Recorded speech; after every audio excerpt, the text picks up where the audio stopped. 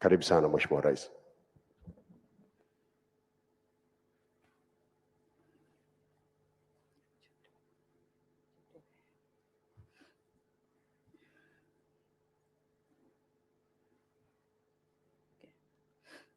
Asante sana kunikaribisha niongee machache na wanahabari. Mheshimiwa Mokgweetsi Masisi, Rais wa Jamhuri ya Botswana, waheshimiwa mawaziri wa Tanzania na Botswana mliopo, ndugu wanahabari, mabibi na mabwana. Baada ya kumshukuru Mwenyezi Mungu, napenda kwa niaba yangu binafsi na kwa niaba ya serikali na wananchi wa Tanzania kumkaribisha nchini mgeni wetu Mheshimiwa Mokgweetsi Masisi, Rais wa Jamhuri ya Botswana. Mheshimiwa Rais, karibu sana Tanzania pamoja na ujumbe ulioambatana nao. Ziara yako nchini inatoa fursa ya kukuza uhusiano na urafiki wa kihistoria kati ya mataifa yetu mawili. Kama mnavyofahamu, Tanzania na Botswana ni nchi marafiki na uhusiano wetu ulianza tangu enzi za harakati za ukombozi. Tanzania na Botswana pamoja na Zambia zilikuwa waanzilishi wa nchi za mstari wa mbele, yani frontline states, ambazo zilitoa msaada mkubwa kwa wapigania uhuru wa nchi za kusini mwa Afrika, ambazo zilikuwa ni Afrika Kusini, Angola, Msumbiji, Namibia na Zambia. Botswana ilitumika kama njia kwa wapigania uhuru waliotoroka nchi zao kuja Tanzania na Zambia kupanga mikakati ya ukombozi. Miongoni mwa wapigania uhuru tuliowapokea kupitia Botswana ni Mzee Nelson Mandela ambaye alikuja Tanzania kwa ajili ya mikakati hiyo, lakini the safe pathway ilikuwa ni Botswana. Tanzania na Botswana ni miongoni mwa nchi zilizounda Jumuiya ya Maendeleo ya Kusini mwa Afrika, yani Southern African Development Community, SADC ya awali ile mwaka 1980. Hii yote ni uthibitisho kuwa Tanzania na Botswana ni nchi zenye uhusiano wa muda mrefu. Hivyo basi, kama nilivyosema, ziara hii inatupa fursa ya kukuza zaidi uhusiano na ushirikiano wetu.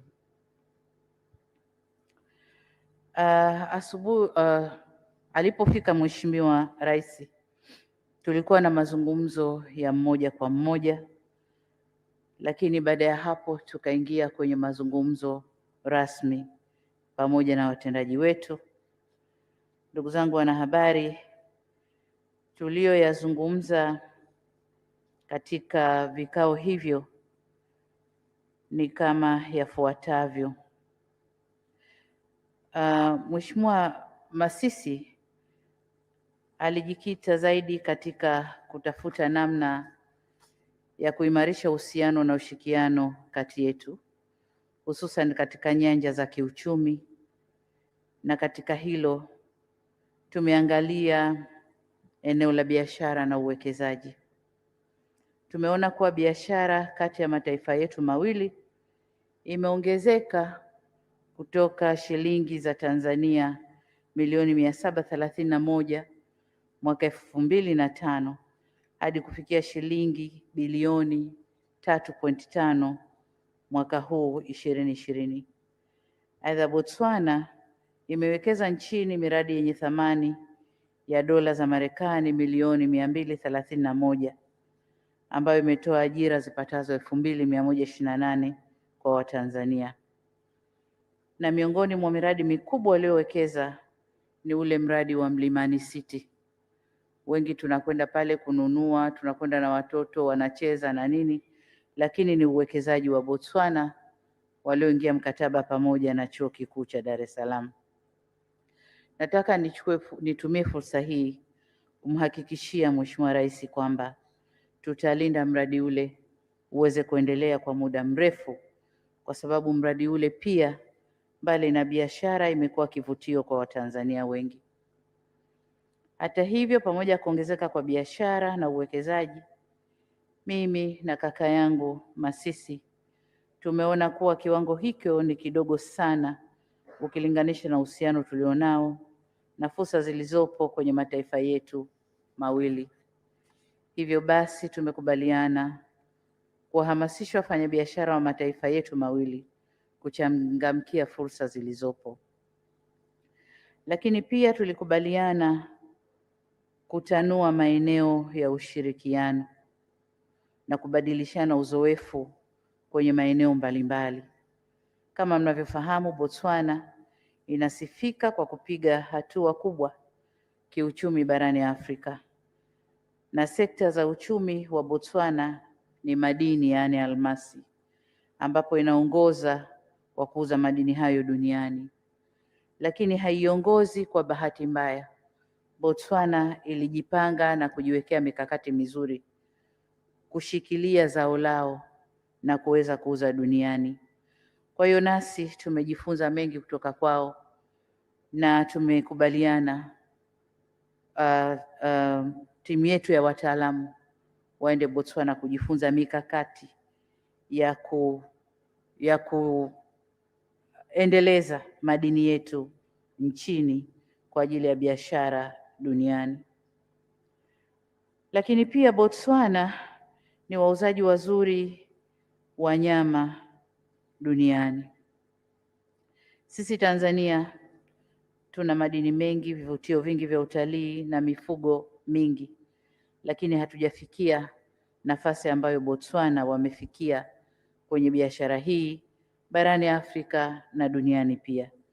Hivyo basi tumekubaliana kushirikiana kwenye maeneo hayo. Sambamba na hayo, ili kukuza na kupanua maeneo ya ushirikiano, tumekubaliana kufufua tume ya pamoja ya ushirikiano ambayo ilianzishwa mwaka 2002 na kufanya mkutano wake wa mwisho mwaka 2009.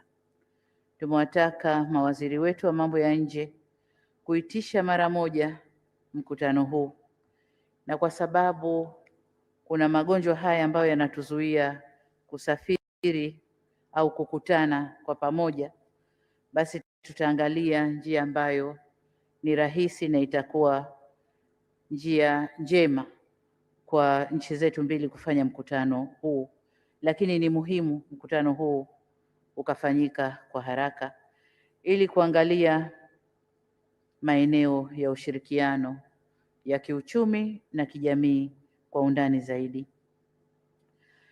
Lakini pia tumejadiliana kuhusu masuala ya kikanda, kibara na kidunia, na hasa kuhusu maendeleo ya usalama, ambapo tumekubaliana kuendeleza ushirikiano hususan kupitia taasisi ambazo nchi zetu ni wanachama kama vile SADC, Umoja wa Afrika na Umoja wa Mataifa.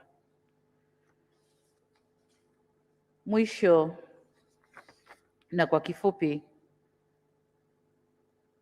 hayo ndiyo tuliojadiliana na kakangu Masisi, na nataka kuitumia fursa hii kurudia tena kumshukuru kwa kuja kutembelea Tanzania, na kwamba kutembelea kwake na tuliompangia kufanya kumempa hamu naye anialike mimi kwenda kwake, na nimepokea mwaliko huo wa kutembelea Botswana.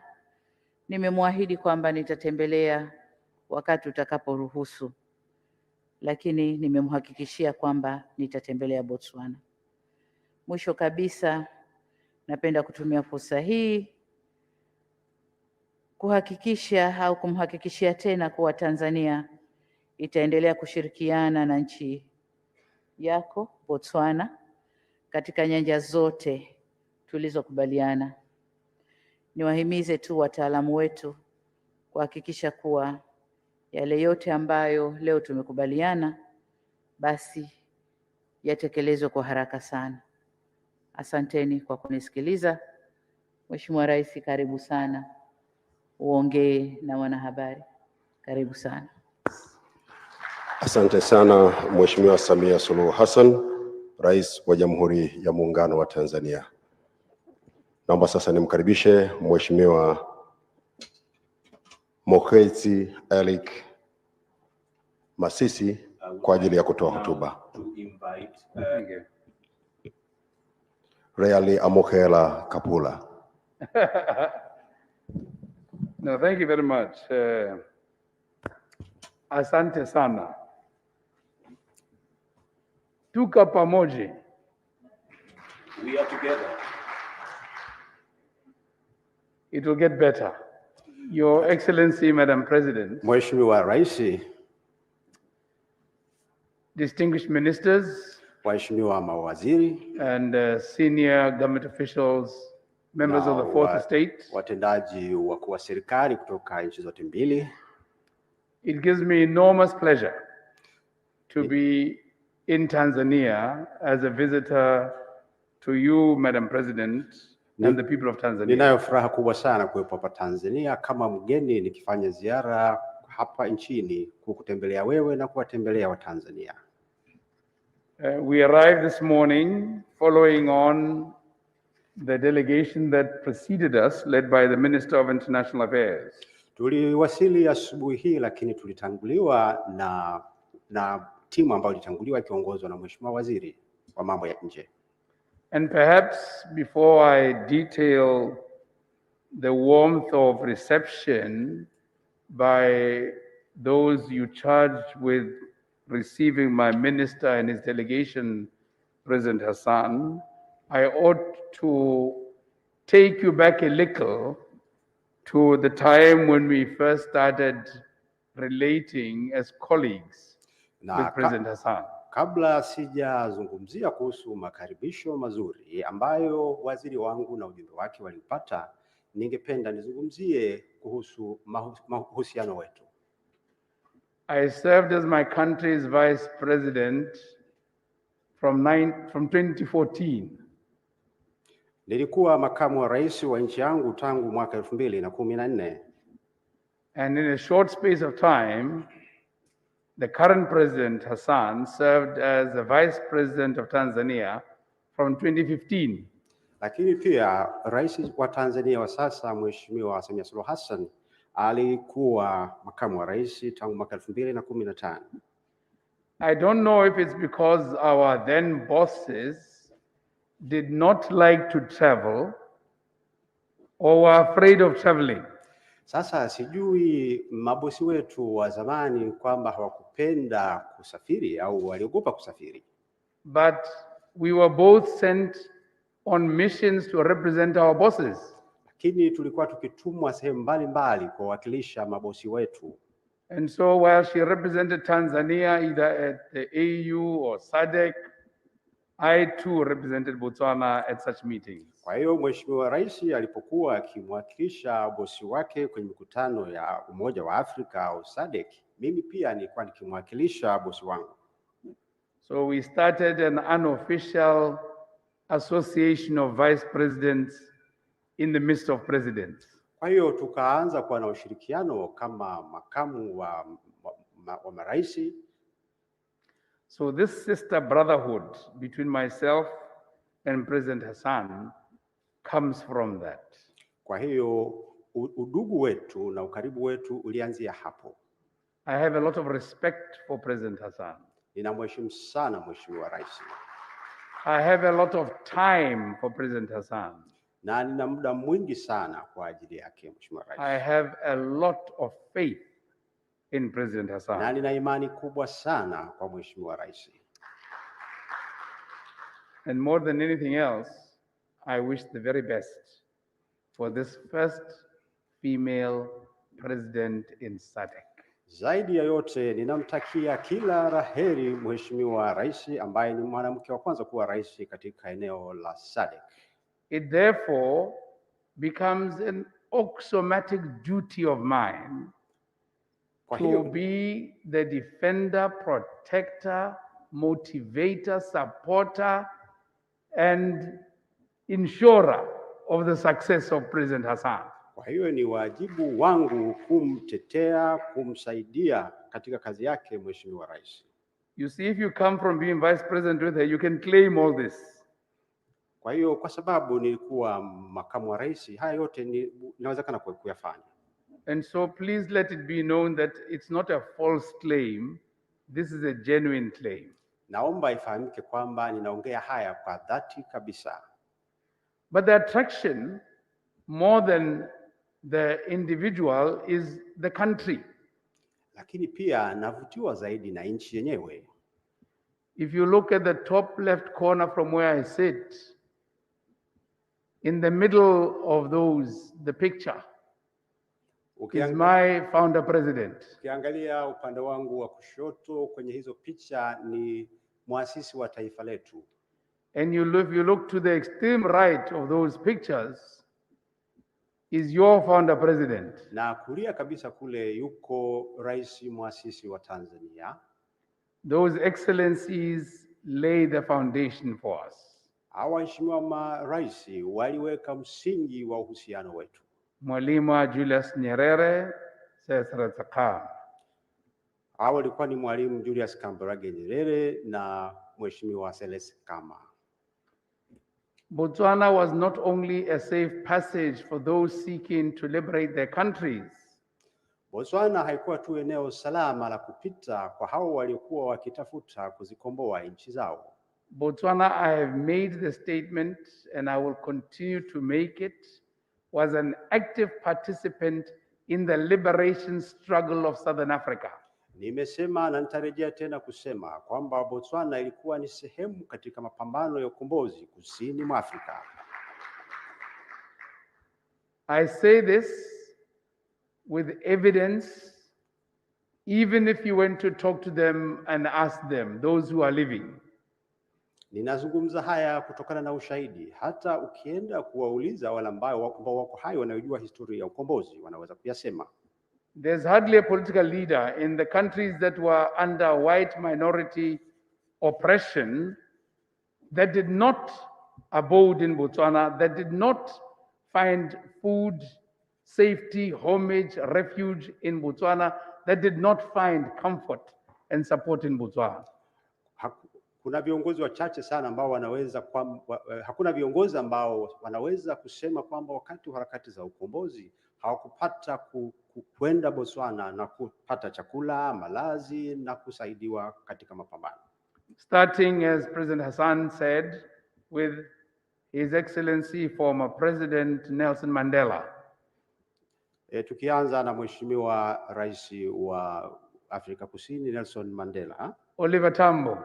Lakini pia Oliver Tambo. Hifikepunye Pohamba. President Gengo. Na Rais Gengo. Robert Gabriel Mugabe. Lakini pia Robert Gabriel Mugabe. President Mnangagwa. Mheshimiwa Mnangagwa. President Samora Machel. Lakini pia Rais Samora Machel. President Chisano. Rais Chisano. And many others. They all passed through, lived in, strategized, and sadly, some passed away in Botswana, such as the late Thabo Mbeki's brother. Na wote hao walipita Botswana, waliishi huko na wakafanya mikakati yao huko, mikakati ya ukombozi. Lakini kwa bahati mbaya baadhi yao pia walifariki kwa Botswana kama vile kaka yake na Mheshimiwa Mbeki. So we are not just a safe passage, we have a rightful claim to being a former liberation movement and country that did not bear arms. Kwa hiyo Botswana haikuwa tu nchi ya kupita, lakini nchi iliyoshiriki kamilifu kabisa katika harakati za ukombozi. We bore our land, we bore our emotional intelligence, and we bore our political support. Tulisaidia katika mapambano, lakini pia tulisaidia kisiasa na pia tulisaidia katika mikakati mbalimbali ya ukombozi. although we denied it at the time because there was this giant bully next to us. Ingawa ilikuwa ni ngumu wakati ule kwa sababu kulikuwa na wale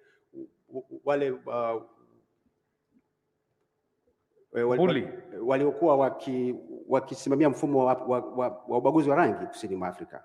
Yes, but Madam President, it is that history from which we come in our programmatic interactions, in our economic and socio-political interactions. Kwa hiyo tunapoendelea na ushirikiano wetu katika kupanga mikakati ya kiuchumi na ushirikiano wa kisiasa, tunatoka kwenye historia hiyo. And our job is to grow it, and grow it we will. Kwa hiyo ni lazima tuendelee kukua. And the reason for wanting to grow it is because we have an onerous responsibility to make sure that you lead Tanzania for the benefit of the Tanzanians, I lead Botswana for the benefit of the Botswana. Ni lazima tuendelee kukuza ushirikiano huo kwa sababu ni lazima uweze kuongoza Tanzania kwa manufaa ya Watanzania, nami niongoze Botswana kwa manufaa ya Wabotswana. But we do this so that it is mutually reinforcing. Kwa hiyo tunasaidiana. And so we have directed our ministers of international affairs to work on the revival of the Joint Permanent Commission of Cooperation within 3 months. Kwa hiyo tumewaelekeza mawaziri wetu wa mambo ya nje kuweza kufufua tena ile tume ya ushirikiano na waanze kukutana ndani ya miezi mitatu. They dust up and refresh those areas of cooperation you and I discussed. Ni lazima wayabainishe maeneo ya ushirikiano ambayo mimi na wewe tumeyajadili. From collaboration in the defense security sector, sports, environment and tourism, agriculture, food production, livestock medicine production, including COVID and the responses thereto, and economic development. Katika sekta mbalimbali za uchumi na ikiwepo hasa utalii, mifugo, lakini pia masuala ya usalama, ulinzi na usalama, na pia swala la corona. Education and political participation, collaboration would also underpin this. Lakini pia tutashirikiana katika eneo la elimu na siasa. And yes, Madam President, in the event that anybody suspected that you are inviting yourself to Botswana, it is I who invite you. Na Mheshimiwa Rais, kama kuna mtu alidhani kwamba unajialika mwenyewe kuja Botswana, nataka nitamke kwamba ni mimi ninayekualika. I invite you as a friend representing the Tanzanian people and as a sister. Ninakualika kama rafiki unawakilisha wa Tanzania, lakini pia kama dada yangu. Come with your delegation, we will share with you how we mine and how we benefit from the mining. Njoo ili tuweze kushirikishana uzoefu wetu kwenye sekta ya madini, namna ambavyo tunachimba madini na namna ambavyo tunanufaika na madini. We will share with you, expose you to, make you see and experience what our diplomatic relations have done for us to do with water that comes from Angola and how we use it. Utakuja kujionea mwenyewe namna ambavyo mahusiano yetu ya kidiplomasia yametusaidia kupata maji kutoka Angola na namna ambavyo tunayatumia maji hayo. But more than anything else, come my sister, so we build much stronger relations between Botswana and Tanzania. Lakini zaidi ya yote ninakukaribisha dada yangu uje ili tuweze kujenga ushirikiano mkubwa zaidi kati ya Tanzania na Botswana. Botswana is a very short while away. Botswana ipo karibu sana. You can have breakfast in Dar es Salaam or Dodoma and have lunch in Botswana. Unaweza kupata kifungua kinywa Dar es Salaam au Dodoma na ukala chakula cha mchana Botswana. We are also very nice people. Na tuna watu wema sana. We will look after you. Watakusaidia. As you have looked after us. Kama ulivyotukirimu sisi. So I really want to confirm that the purpose of this visit is to cement these relations. I also want to share with the Excellency the experience I've had as chairman of the organ of SADC in matters to do with peace and security in the region. Kwa hiyo kimsingi ziara hii ni kwa ajili ya kuimarisha zaidi uhusiano wetu, lakini pia ningependa kushirikisha uzoefu wangu kama mwenyekiti wa asasi ya Troika. And I'm also coming to confirm their support for the candidate, which now is their candidate for the position of Executive Secretary of SADC. Lakini pia nashukuru kwa kuthibitisha kumuunga mkono mgombea wetu wa nafasi ya katibu mtendaji wa SADC. But it's a real pleasure to be in Tanzania. I really love it. We love you. We wish you could stay longer. Asante sana. Ninafurahi sana kuwepo Tanzania. Tunawapenda na tungependa tukae muda mrefu zaidi. Thank you.